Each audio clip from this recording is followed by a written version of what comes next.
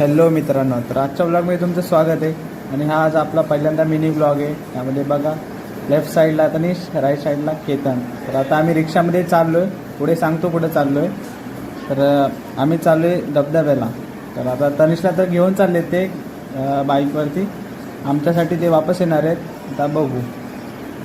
बाई लोक दमची भाई आला आपल्याला घ्यायला.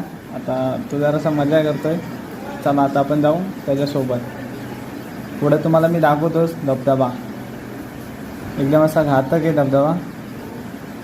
दमचिकच्या मागं बसायला थोडीशी भीती वाटते, कारण की तो आमचा प्रो रायडर आहे. तरी पण आपल्याला विश्वास आहे त्यासोबत आलो तर आता जायलाच पाहिजे त्यासोबत. बघू.